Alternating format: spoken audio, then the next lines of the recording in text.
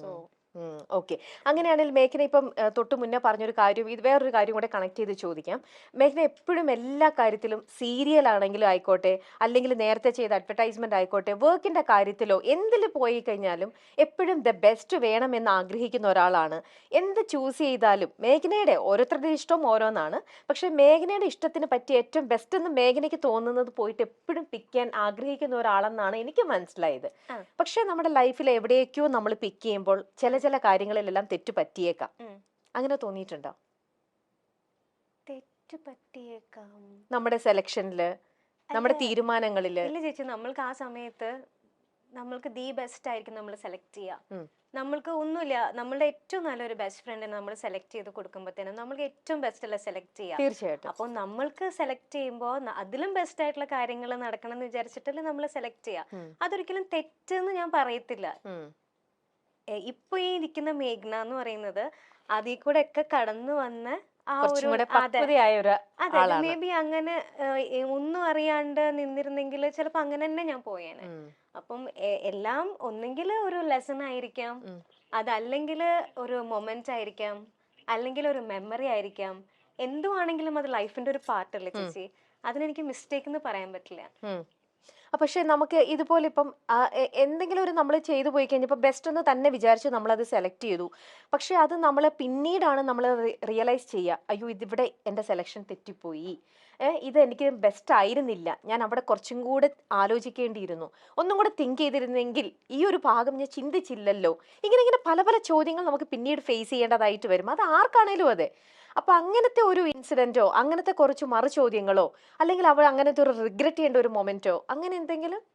ലൈഫിൽ നമ്മൾക്ക് എല്ലാം നമ്മൾ ചെയ്യുന്നത് കറക്റ്റ് ആവണമെന്നില്ല. ചില മിസ്റ്റേക്സ് നമ്മൾക്ക് ഉണ്ടായിട്ടുണ്ടാവാം, ഇപ്പോഴും ഉണ്ടായിക്കൊണ്ടിരിക്കുന്നുണ്ടാവാം. അത് തിരിഞ്ഞു നോക്കുമ്പോൾ ചിലപ്പോൾ മിസ്റ്റേക്ക് ആയി പോയിട്ടുണ്ടാവും. പക്ഷെ അത് റിഗ്രറ്റ് ചെയ്ത് ഞാൻ ഇരിക്കത്തില്ല. I try to correct it maximum. Okay, ശരി. അപ്പൊ ഈ ഒരു പോയിന്റും കൂടെ ആയിട്ട് ഞാൻ വേറൊന്നും കൂടെ കണക്ട് ചെയ്തോട്ടെ. ഇപ്പം കുറച്ച് പക്വത എത്തിയ ഒരാളാണെന്ന് എല്ലായിടത്തും പറയുന്നുണ്ട്. പിന്നെ നമ്മുടെ നാട്ടിലും എപ്പോഴും എല്ലാം സംഭവിക്കുന്ന ഒരു കാര്യം തന്നെയാണ് ഡിവേഴ്സും കാര്യങ്ങളും എല്ലാം. ഇന്നിപ്പോ എനിക്ക് തന്നെ തോന്നുന്നില്ല, നമുക്കിപ്പോ അത് സെറ്റ് ആവുന്നില്ലെങ്കിൽ എല്ലാവരും അത് ഒരുമിച്ച് ഒരേ റൂഫിനടിയിൽ പരസ്പരം വഴക്കിട്ട് നിൽക്കുന്നതിലും എത്രയോ നല്ലതാണ് നമ്മൾ സ്വയം അങ്ങോട്ടും ഇങ്ങോട്ടും പറഞ്ഞ് നമ്മൾ പിരിയുന്നത്, അല്ലേ?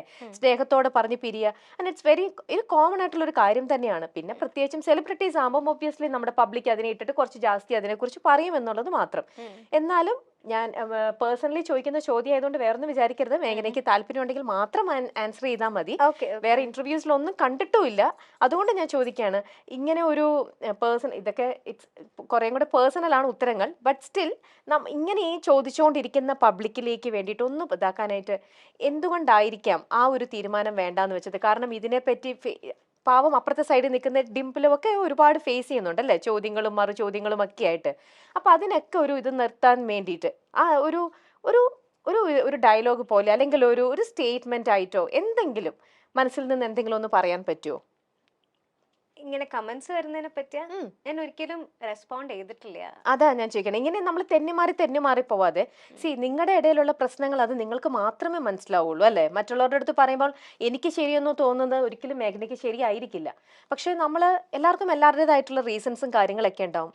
പക്ഷെ ബീങ് എ സെലിബ്രിറ്റി, നിങ്ങളിങ്ങനെ ഒരുപാട് ഇങ്ങനെ ഓരോരോ ആൾക്കാരുടെ നിൽക്കുമ്പോൾ നമുക്കത് വാലിഡ് ആയിട്ടുള്ള ഒരു റീസൺ പറഞ്ഞ് നമുക്ക് എപ്പോഴും തെന്നി മാറുണ്ടല്ലോ. നമുക്ക് കറക്റ്റ് ആയിട്ടുള്ള ഒരു ഇത് പറയുമ്പോൾ നമുക്ക് ഒരു ഫുൾ സ്റ്റോപ്പ് ഇടാനായിട്ട് എന്തെങ്കിലും ഒരു സ്റ്റേറ്റ്മെന്റ് ആയിട്ട് എന്തെങ്കിലും അങ്ങനെ പറയാൻ പറ്റുമെങ്കിൽ മാത്രം. ഞാൻ നിർബന്ധിക്കുന്നില്ല, it's all up to you. ഞാൻ ഇതുവരെ റെസ്പോണ്ട് ചെയ്തിട്ടില്ല ചേച്ചി. എപ്പോഴും ഒരു എനിക്ക് മനസ്സിലായിട്ടുള്ള കാര്യം എന്താന്ന് വെച്ചാൽ, ഈ ഇതുപോലെയുള്ള ഡിപ്രഷൻ ടൈമിലും ഇതുപോലെ ഞാൻ പറഞ്ഞ ഭയങ്കര ഷോക്കായിരുന്നു എന്നുള്ളത്. ആ സമയത്തായാലും ഞാൻ പലരോടും ഞാൻ എൻ്റെ പ്രശ്നങ്ങൾ ഷെയർ ചെയ്തിട്ടുണ്ടെങ്കിലും എനിക്ക് കുറേ നാൾ കഴിഞ്ഞിട്ടാണ് എനിക്ക് മനസ്സിലായത്, മറ്റുള്ളവർക്ക് നമ്മൾക്കാണ് അത് ഫീലിങ്സ്, മറ്റുള്ളവർക്ക് അത് ഒരു കഥ മാത്രമാണ്. അതെ, ഓക്കെ. നമ്മൾ ജീവിച്ചു തീർത്തത് ഒவ்வொരു സെക്കൻഡും എങ്ങനെയായിരുന്നു എന്നുള്ളത് നമുക്കല്ലേ അറിയുള്ളൂ. അത് ഒരു 10 മിനിറ്റ് കൊണ്ടോ 5 മിനിറ്റ് കൊണ്ടോ നമ്മൾക്ക് എക്സ്പ്ലെയിൻ ചെയ്യാൻ പറ്റില്ല.